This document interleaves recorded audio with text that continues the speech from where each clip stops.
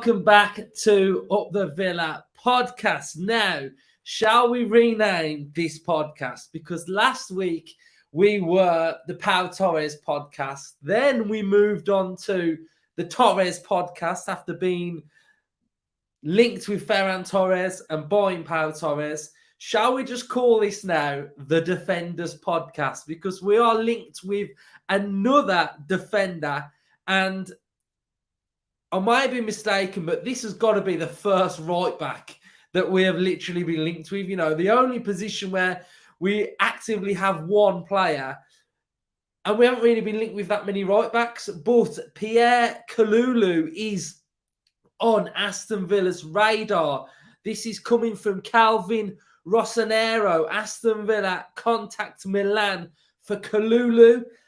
His name is Pierre Kalulu. I'm going to call him Pierre because I am going to have an absolute shocker if I keep saying Kalulu over and over again. I'm just going to get in a right tongue twizzler here. So we'll go with Pierre just for the status of not having a mayor on this podcast in front of you all, having a tongue twizzler. So Pierre Kalulu linked with a move to Aston Villa, a right back, which I think would make the most easy sense of fitting into a system what we currently play.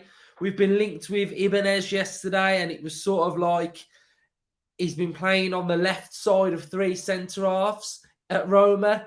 Where would he fit in at Villa? Does it mean somebody else moves, and etc.? And it just feels like your head's about to explode every time you try and think about who fits where. But literally, Kalulu, right back, plays at right back. There we go. Moreno, pick which centre-half you want to pick, and then we can go forward from there. So that sounds the easier option. Kalulu, I really like him. Again, doesn't he just sound like he fits the mould of an Unai Emery signing? Powerful, strong. He has that tactical know-how. He's brilliant. And Ibanez is exactly the same, of being able to step out from defence, not afraid to step out and engage. And I think Kalulu, again, is brilliant at pressing, being that sort of right back that presses his opposition player. So he's comfortable at stepping out and engaging. And I think at times, you know, when sometimes we go for that like six at the back when the wingers tuck inside and you need him to engage and step out, he's absolutely fantastic at that. He's calm. Reading of the game is brilliant. Interceptions, like I say, is really good. His recovery speed is really good, tying him with his ability to read the game. So last-ditch challenges, but that recovery speed is very, very good as well. And he's sort of, I know you all loved and you all corrected me yesterday on the mean machine because it had got out of my head. But Kalulu has like this marauding run style. So I know you're liking my analogies of how I'm explaining these players, but if you watch him, he's kind of got like a marauding gallop when he's sort of dribbling with the ball. And I really like him. He's a really good, solid defensive player. So it's a really nice link. Again, it's nice to be sort of linked with brilliant players, really good players, and players that you look at and you just think you could play for Villa because you can see his style, you can see what he would bring to Aston Villa. And I think that just ties in with when you are linked with like really good players, it's easier to see them sort of like playing for your team. So I think that's, you know, something that's really good to resonate when you're thinking of players that are coming to Aston Villa. So in normal Transfer Hub fashion, let's have a look then at Pierre Kalulu on SofaScore. So last season, he has a 6.86 rating, so just below my 7 marker. I can deal with that. He's got a defensive rating of 80 and a tactical rating of 73. So those stats are absolutely fantastic. As you can see from the heat map, heavy in and around that right back area, but you can see as well where he steps out, steps into midfield, can cut across with those interceptions.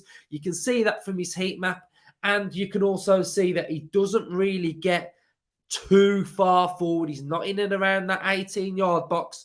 So this fits with the type of right back that would currently fit our profile at Aston Villa.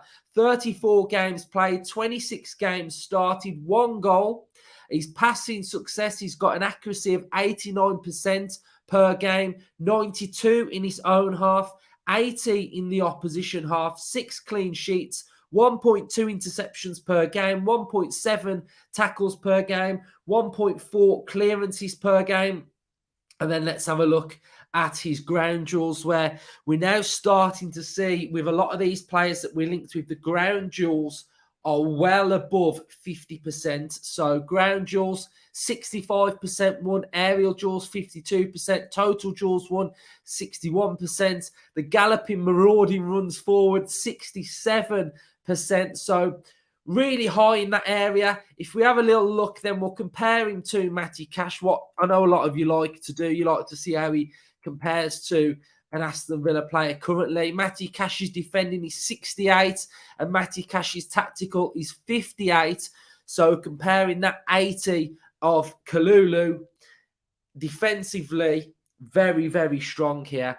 Market value, let's have a look then. £30 million market value from AC Milan. If we have a look at his per 90s, we have got 87%. Progressive passes, 4.72 per 90.